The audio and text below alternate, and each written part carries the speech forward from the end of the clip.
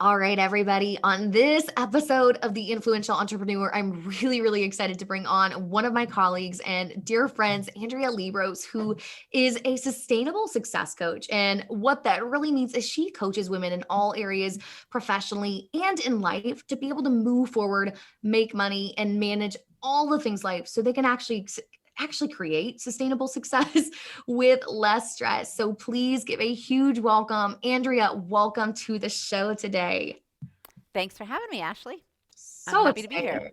Oh my goodness, there are so many, so many deep topics that I know that we can get into. But before we dive into all things mindset and actually setting goals, I would love to hear and just tell everybody more about your journey and what led you into the coaching space. Actually, it was a interesting path. My background is in communication and psychology and neuroscience, and I have a master's in communication disorders. And anyway, long story short, when I, about, let's see, 2008, I started working for a company where their business model was to sell women's clothing directly to customers from more of a showroom kind of standpoint. So people weren't having parties, but you had to set appointments with potential clients and sell to them. So I started doing that and I moved into more of a corporate role where I was then hiring and training and managing new sellers. And what I realized after 10 years of doing that is what I was really doing was coaching. It wasn't called coaching, but it was coaching. And I would have women who were super, super excited about what they were embarking on. Some people were doing it as part time, some people were making over six figures doing it. They were excited, but then when the going got rough, kind of, um, they their thoughts started to change, and that's really when the coaching kicked in. So when I decided I was my time was complete at that particular company after 10 years and tried to figure out what to do next, I hired a coach. And I remember it vividly that had a big whiteboard and we were brainstorming on all the things I like to do. And she said to me, "This all kind of sounds like coaching." And I thought, "I'm not going to coach. That's ridiculous. Like, no, I can't do what you do." And about 18 months later, I came around to the idea and I decided to explore it, get certified. I worked for someone else as a coach for a short period of time. And then I said, you know what? I'm going to go coach the people that I want to coach and do it the way I would like to do it. So that is how it all happened. I love that. And I always, that's probably my favorite part of just this whole process is getting to hear journeys like that because I did not know that about you, but it just completely makes sense. And I couldn't agree more and speak to my own journey when it comes to coaching. I think that's one of the areas and I'd be curious to know why you think maybe clients have so many objections when it comes to coaching, because I know for every part of my business as I've grown and scaled, coaching, mentorship, and having people where I want to be help me get there has been the most pivotal aspect of my journey. And to this day, the number one investment that I continue to put back in my business and in myself is in coaching. And so, why do you think so many people are terrified when it comes to growing, whether it be professionally or personally, investing and taking the time to work with a coach? That is an awesome question. um, One I've contemplated myself, but here's what I think. I think two things. One is when someone decides to invest in coaching. Actually, I just sent an email about this, to be How quite fitting. honest. It's I know, how perfect funny. timing. So timely. When someone decides to invest in coaching, or when they're considering it, let's do that. Okay. So when they're considering it and they actually figure out like coaches exist, okay, they may have one of three objections, or they may tell you it's one of three objections. They may say, "Oh, I just can't afford it."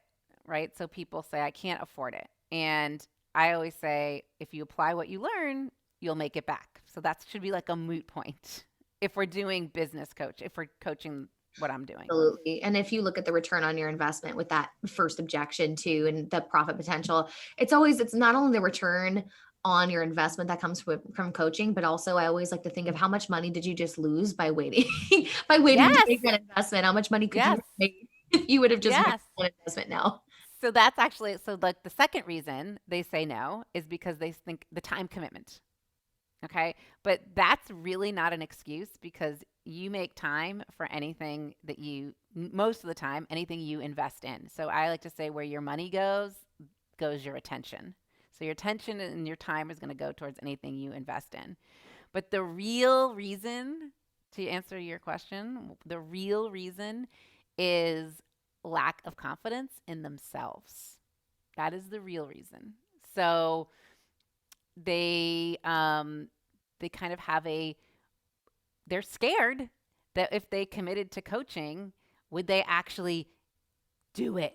Am I going to actually do it? Right? Am I going to do what I'm supposed to be doing? Am I going to what if I did succeed? Like, what if this coaching actually really helped? That's kind of scary too. So, if they're really ready to grow, okay, and ready to make moves, then or make moves in the sense of not necessarily move jobs or move locations, but move themselves forward, then they're ready for coaching. So that lack of confidence in themselves is truly the real problem and they kind of have to get over that. I love that. And it's so sad because it happens. And I think it happens to a lot of, I see this happen with clients and I see this happen with aspiring business owners that it's so sad because they don't even realize that that mental turmoil is happening inside and that they're actually, instead of just stepping into the next thing, self sabotaging themselves and hypothetically working themselves up to scenarios and cases that won't exist. But just like you said, too, I think there are a lot of people that are afraid of their success. And it kind of really leads us into our topic today about turning goals into a reality, because I think a lot of times, so many people, and we're recording this toward the end of the year, but of course, at a perfect time as we launch early in the new year, um, there's no, I mean, goals are what allow us to grow. Goals are allow us to be able to track and to measure where we want to be. But with that same mindset, so many people I think are terrified of setting goals because of where they could be and the potential, or dare I say, what may be even worse, the potential that they fail and the potential that they don't meet those goals. And so, when it comes to turning those goals into a reality, what are maybe some of the ways that you connect with clients as you work with people one on one or in your group coaching program to be able to start down that trajectory to set goals that they'll actually follow through with and that don't just go in their New Year's resolution list and get shut down till the end of the year when they're crying and upset that none of them came to fruition? Yeah, I mean, right? That's half the problem is actually setting the goal, right? Deciding you're going to do it. And the reason you probably don't do it, it really like the is a feeling. Because the worst thing that can happen when you don't reach a goal or or when you are in the process of reaching a goal is feeling defeated or feeling like a failure or feeling like you just don't know how to do it, right? So our brain goes into this place where it starts to think that setting goals is just ridiculous. It's not even worth it because they're probably going to be impossible. Then the next piece is then they go into, okay, well, let's just make this reasonable and realistic. Okay. But the reasonable and the realistic, the reason they're doing that is because it feels comfortable. So in the reality, it's not stretching them. It's not a goal because they already think they can do it. So I like to say goals have to be impossible. Goals have to be impossible and unrealistic. That's so good because I think so often it's like they're so simple and then I feel like the satisfaction and the growth happens when you get there. But if they're so minuscule and they're so small and they're just really insignificant, there's no really fruit at the end that keep people wanting to continue to perform and wanting to pursue those things. But what about the opposite? What about we have so many incredible entrepreneurs that are listening that, like so many of us, are creative, are visionaries, and maybe have also gone to the other end of the spectrum where they have really unrealistic goals and they've tapped out, they've maybe overcome that place of like thinking small and playing small, but maybe have gone to the opposite place of they have these amazing goals, but they're very unrealistic in the sense of they don't have the parameters or the steps in place to be able to hit them in the time frame that they want. So walk us through kind of how, let's say, I don't know, somebody that has just started their business and wants to make $1 million in 6 months, as an example, which is great. They're shooting for the moon. But maybe how would you walk through like talking to somebody like that and helping them kind of set up those parameters so that again they're actually taking concrete steps to be able to hit that goal? Yeah. So $1 million in 6 months, I'm all in. Let's do it. Let's do it. Okay. So I always say reaching this goal is a journey. Like you're on a journey. Okay. And you got to like pack your backpack. You got to get ready. So you're going to feel yucky along the way a little bit, and that's okay. Okay. But what you're doing is you are becoming a different person in the process. Okay. So the first thing I say is you have to explore what you want your goal to be. And there's probably sub goals or pieces underneath. Then you have to brainstorm and then you have to plan. So it's a 3-step process. When you get to that brainstorming piece, you've got to brainstorm what you need to think in order to achieve this, what you need to feel, and what you need to do, or at least what the first step is. Like you're not going to know all the steps, right? That's no one knows, or else you would have already done it. So you're brainstorming strategies on what you need to think, feel, and do. And then the next brainstorming piece is what do you brainstorm strategies of when you feel like quitting, when you get that urge to quit, which is going to happen, what do you need again to think in order to keep going?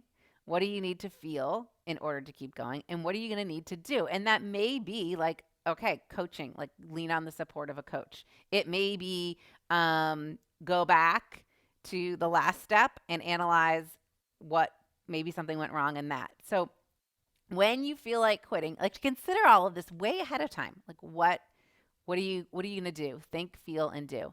And then the last piece of the brainstorming part is what when what are your strategies for when you need to overcome obstacles, right? And some of these obstacles are like self-sabotage and some are real.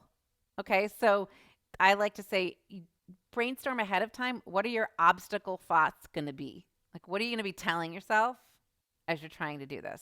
That might be an obstacle. There's things that aren't going to be obstacles. There's things that are going to be very motivating. But what are the obstacle thoughts? What are your obstacle feelings? And what are your obstacle actions? So I want you to notice that none of that really was about the actual, like, what do I do now? It's all about preparing for the journey and anticipating what bumps might be happening along the road.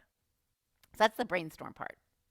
That's so brilliant. And I think it was reminding me when you're talking about think, feel, and do. I'm really into the Enneagram. It's been a really helpful tool with our team itself. But it reminds me too of like there's like 3 centers that we all gravitate to, and it's head, heart, and gut. So thinking, feeling, and doing. And I think naturally we all have a tendency or an inclination to maybe really kind of go to that one area that we feel the most comfortable with. And so I know for me, that's always taking action, but it's not always necessarily leaving room for feelings or, for instance, maybe setting all of these goals. I do the thing, I do it really well, but I don't think about maybe the mental tax or the things that are going to get in the way and the feelings that are going to come into place to get there. And so I would love to know, do you see this often? And for people that maybe gravitate toward one of those areas, what are some ways that they can almost self check and ensure as they're setting goals that they're kind of on the lookout for those other areas too? If they're a doer, that they're also thinking about their health and maybe their sanity, or if they're a thinker, that they're not stuck in thinking paralysis and iterating from idea to idea, that they maybe take action. So I think the easy way to do that is to look at what's happening. Like, what is the result you're currently getting now? Okay. So if you are from a, you're not making the money you want to make at that in the road to $1 million. Okay. So that's the result. Like there's X dollars in the result line.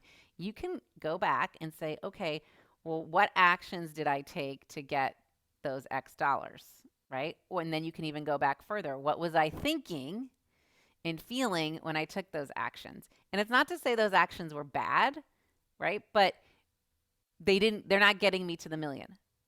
So do I need to change something up? So you really have to go to that result line first. And you can always, always, always um, find out what you need to do differently when you look at the result, because the result is proof of your thoughts. So, kind of like I like to say, if you're thinking small, the result's small. If you're thinking big, the result's going to be big. So that's and if the result at that point too, there's also kind of personal results. If you're exhausted, and that's the result, okay, then all right, well, what actions did I take to become exhausted? Maybe it's working 20 hours a day. Okay, what am I feeling? What am I feeling that's making me work 20 hours a day? Maybe it's the feeling is there's so much, or you're feeling overwhelmed. There's so much to be done. That's your thought. Okay, well, we got to change that up because that's not going to be sustainable. So, yeah, maybe there's so much to be done, but maybe I'm not the only person that needs to do it. So, go to the result line is really the key. That's so good. And I just see this so often, and people, they get stuck there. They just get stuck fixating on a lot of those things, and they are just going back. And I guess the question to you is, how do those people, and I'm sure you see it all the time, how do we get them unstuck? They're just circling the drain and circling the drain. And it's almost like, and it's hard to diagnose whether it's just, if it's fear or if it's just genuine incompetence, because I think there's times and places where I see with people that both can come into play. They don't know what they don't know, but oftentimes too it's that self-sabotage, or not even the fear. The one too that I'm sure that you can speak on is not even a fear of failure. I think I see more often than not, especially in women, and you've probably dealt with this a lot with your clients, is what a fear of being successful. Like, and maybe people don't even know that they're experiencing this, but like almost, well, what if I'm successful and I out earn, I don't know, and I'm one of the highest income earners among my peers or my family? Or what if I do start this thing? Can I be able to handle the success that comes with it? So why do you think, how do we get people unstuck? And then what do we do with those thoughts that, not only the fear of failure, but the fear of being successful? Yeah, and that's where that whole sustainable thing comes in that we were talking about at the beginning, because people do have a fear of success, especially women, okay? Because they think, "Oh my gosh, if I actually got the promotion and became VP, that's going to take up so much extra more time." Or they'll think, "Oh my gosh, what if this business actually did get off the ground? How am I going to keep doing everything else?" Right? So that fear of success is very real. Now, if they're stuck, if that's creating the stuckness, they always want to go right to the do line. Like they want to say, "What do I need to do? What do I need to do to get unstuck?" Okay? I always say, like, press pause. It's really more about what you need to think. It is not necessarily what you need to do. You need to step back and say, I am capable of having, if it's work life balance, what I call real world work life balance, not dreamy in the, on TV work life balance. I'm capable of creating that for myself. Like I can create anything I want to create. Or sometimes their fear of success, which leads to being stuck, is truly they need support, right? So I call it, you need support and systems and strategies, right? And you don't know how to do something, nor should you, because you've never done it before. So go find the support you need, whether it's something super specific like what you do. I don't know how to create a Facebook ad. There's people out there that do. Okay, so go find the support you need in that specific area. Or do you need more of a general support to encourage you even to go find those people, like in more of a business life coaching situation, is more of a like big support, so, or wider based support. um so yeah, you've got to really have support systems and strategies in place. Then there's that mindset piece, and there's the tools or tactics piece. So all of that goes together. I love that. And I think so often when people are setting their goals, they're getting they're seeing one side of the picture. they're taking one of those things and whatever they naturally gravitate to, whether it is the system, whether it is getting the support and community, or whether it is a strategy, they almost stay and hyper fixate on that one area. And then they focus all of their energy there, their attention, and they're really strong in that one area. Well, come whatever the time parameters were for their goals, and they still haven't arrived. And you hit the nail on the head, those other areas are missing. And so the time passes, and then they think, oh, wow, great. I missed it again. Like here I am and Hmm. I missed it. And so what are some practical, oh, what were you going to say? I was going to say that times people say, if we're talking about entrepreneurs, they say, I have to get my marketing needs to improve. Like it just has to improve. So guess what? They it improves. Like they find the help. Whatever happens, like they're killing it, the marketing piece. But then they're getting these clients coming to them and they can't convert them into clients, Mhm. right? So, hmm, that's a problem. You got all these people coming, but something's going on in your either your proposal or your consult, and they're not turning into clients. So you focused on your marketing, great, but you still have to do something else. So to your point, you can't really be an expert in only one thing. You have to actually have some knowledge, and if you're an entrepreneur, in probably most areas, but farm it out for the deep stuff. I think that's so Yeah. true. And we're Yeah. so good at being so self-sufficient and not wanting to delegate. And we think that we're doing ourselves by a favor and not doing those things. And on and on and on the cycle goes. And so as people are listening and as they're thinking about, okay, setting their goals and what that looks like, what are maybe some of the parameters that you use to make a decision like that on when it's time to get help, when it's time to really just buckle down? Because sometimes there's that creative avoidance too, when it's something that they absolutely could be and are competent of doing, but they're just, I don't know, for whatever reason, skirting around. Maybe it's incompetence, maybe it's fear, for whatever the reason, not doing it. What are maybe some ways that they can kind of think through what are the parameters of when I need to get help or when I just really need to put on my big girl pants and buckle down and just do it? Yeah. So I always talk about you need three plans to make these goals come to life, right? So you need a belief plan. Okay. So what are the thoughts that I need to believe in? And one of the thoughts might be, it's okay if I don't do this myself, by the way. Okay. So you need a belief plan. You need the action plan. Like, what am I going to do first, second, or third? But you also need a time plan. So sometimes it really just comes down to time.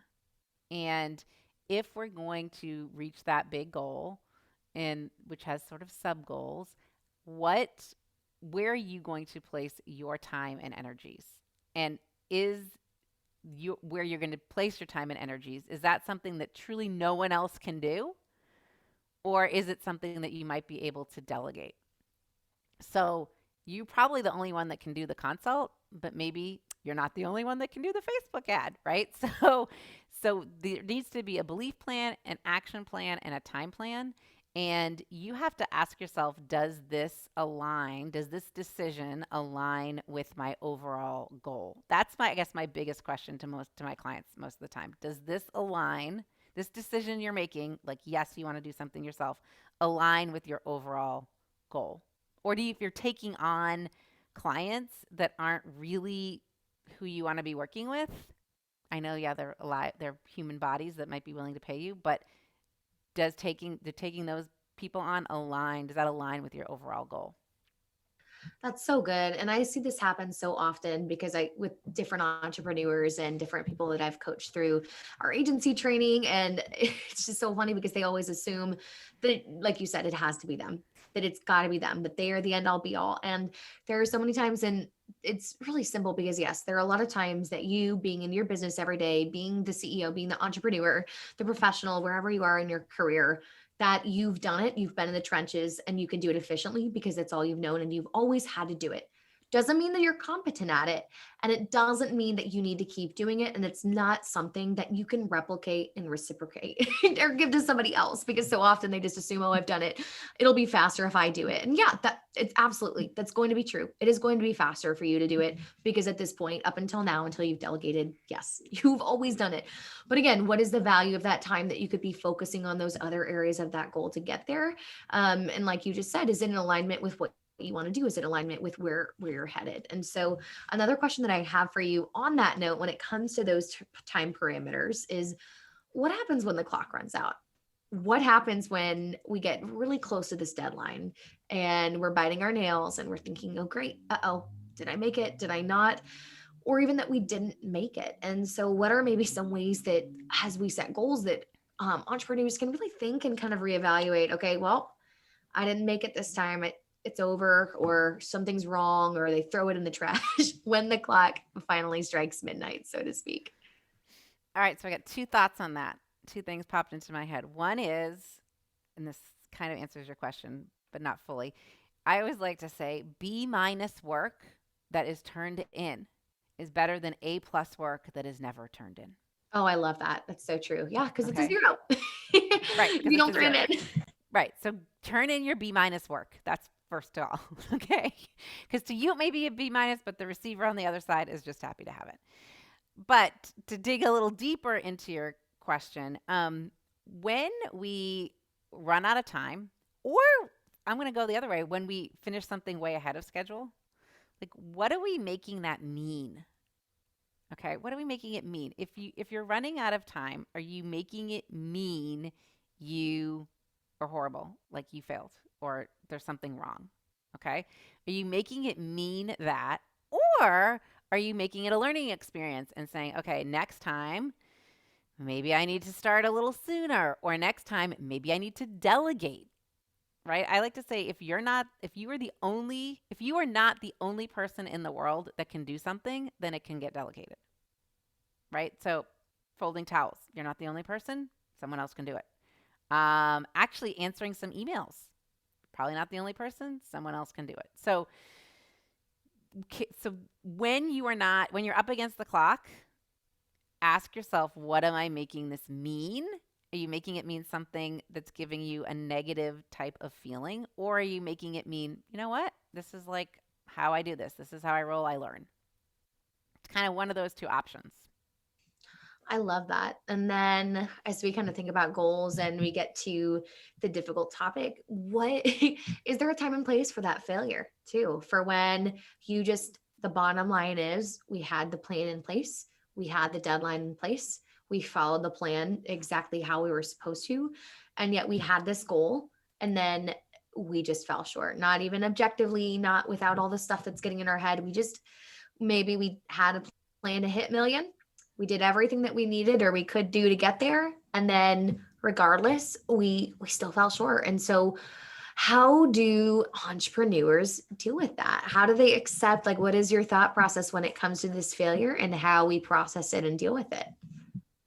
So I think the goodness in all of this is in the process that you went through to get wherever you were going. So that's first off. Like the process is the good stuff. When you don't reach the goal, or even if you do, you ask yourself three questions. What went well? What didn't go so well? And what would you do differently next time? And if you can ask those pretty objectively, then you know what you need to do probably next time. And it doesn't seem so ominous. I always like to say that you need to, one of my coaches always says, you need to have 25 fails a quarter. So you need to set 25 action items and you need to be willing to fail at all of them in order to learn from them to go on to the next quarter or the next block of time.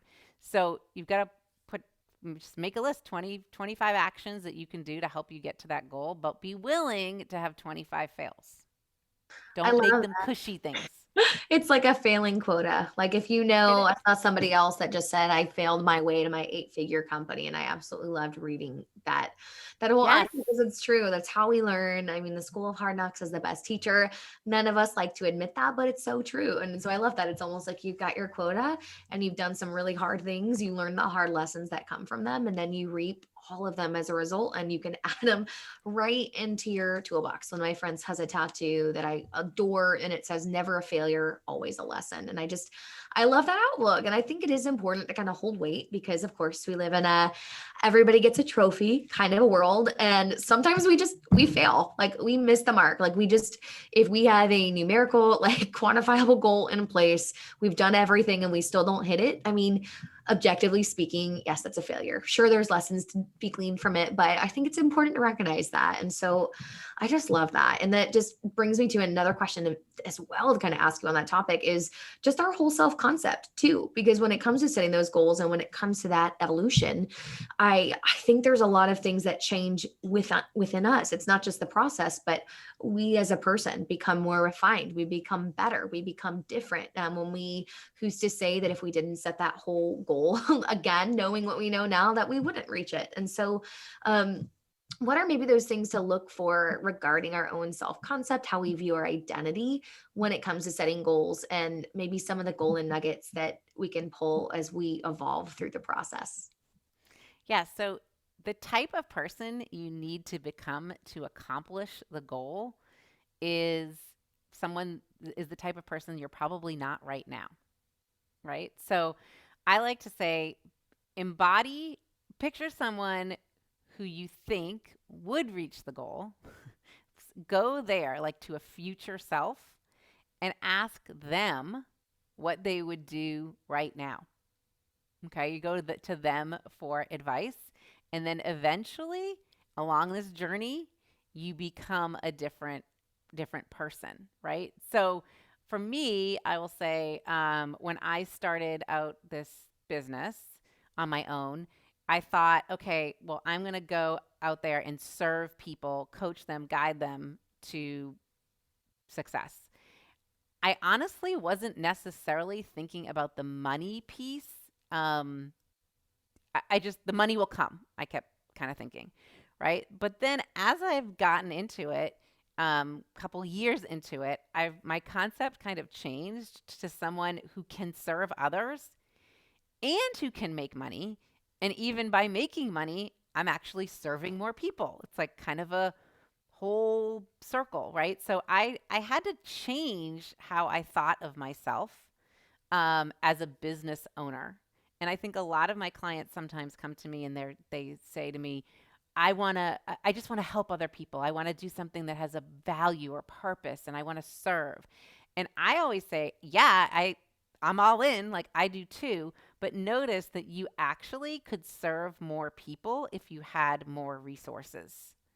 So the making money piece has to go into that equation if you want to continue to serve more people. So that's something like my concept of myself had to evolve as I started to reach bigger and more impossible goals. I love that so much because I feel like revenue goals are some of the scariest goals for a lot of entrepreneurs because it's terrifying. But I just laugh because I've heard so many of those things said really as objections to getting the help that people need in their business. And I've always laughed, and it's so pure hearted in thought. And I love those people that I love them to death because their hearts are good.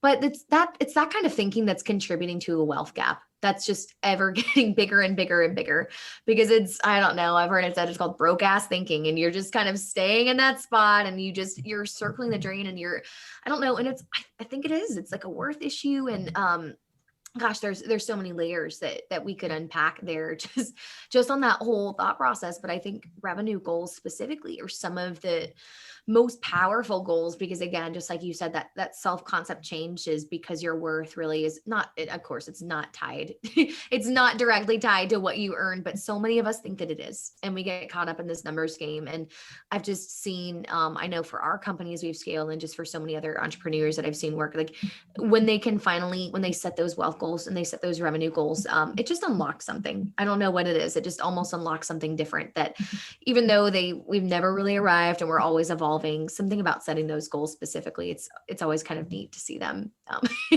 to see them get to that point. I agree. I agree. And then when they get to that point, it means that they've actually helped more people. Mhm. So, you know, it's goes hand in hand. And I always keep reminding my clients of that. I love that. I really, oh my goodness, it's on my mental bank of I'm thinking that we need to do a whole episode on that because that's Yes, just a we topic could. that comes up. But oh my goodness, as we continue to walk through that too, what does it look like? Have you ever almost coached clients on how to coach themselves through goals too? Because you were talking about talking through your higher self and thinking of someone else. And I always laugh. Oh my goodness, I've referenced this a lot, and it's something that I've tried to get better at, is because I laugh at some of my own excuses and some of my own things or objections to why I haven't done something.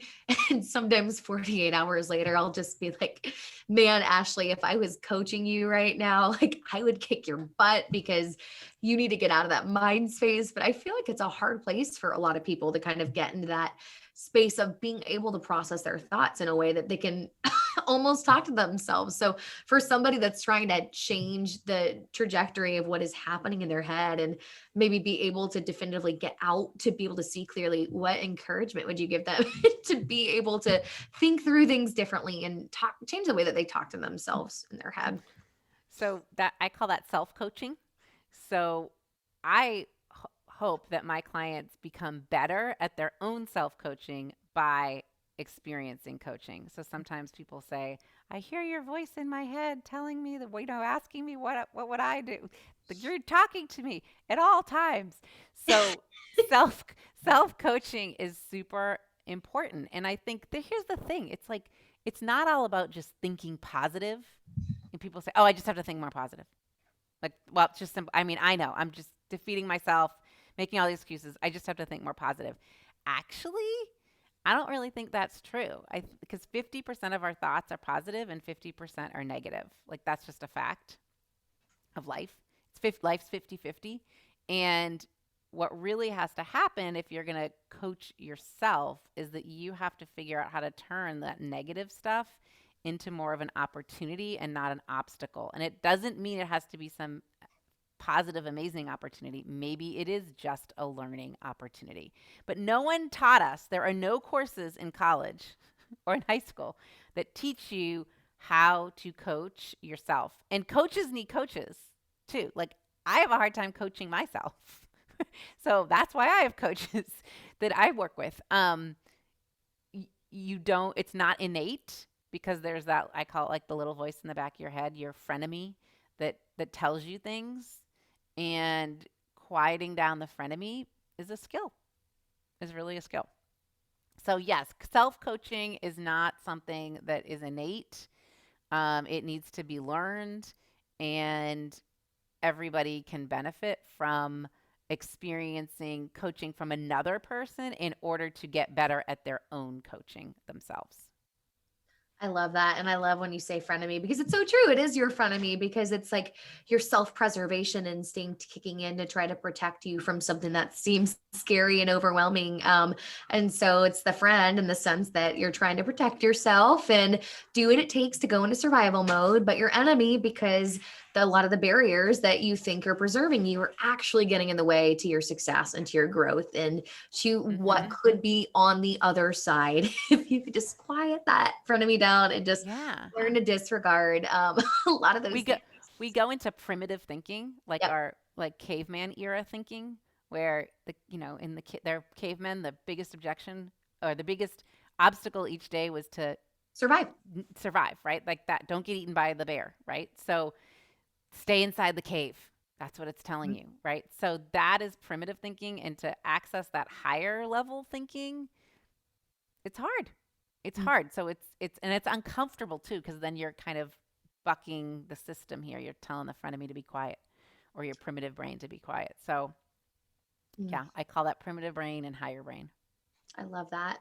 And oh my goodness, I want this episode to go on forever because I love this topic. I think that we could easily do a show for 2 hours, but I would love to know as we begin to kind of wrap up and come to a close, what are some advice or pieces of advice that you would give to entrepreneurs that are listening that are thinking, I really need to think through again the way that I set my goals, or maybe I don't know. They're thinking my New Year's resolutions, I've already fallen off the wagon by the time that they're listening to this, or man, I've just done such a poor job of setting this. Everyone just says set smart goals and I'll be fine, and they never work. What word of encouragement or advice would you give somebody that's thinking, okay, maybe I'll give this another try? What do I do? I would say the first thing to do is to pause, like press the pause button, and ask yourself if you set yourself up for with support and systems and strategies in order to be successful. Like you can have the goal, but if you don't set yourself up with that, then you're probably not going to make it. So go back and figure out, what do I need to think, feel, and do in order to accomplish this goal. And a lot of times it comes down to that support piece, or having a support in a being part of a community where you can access that support.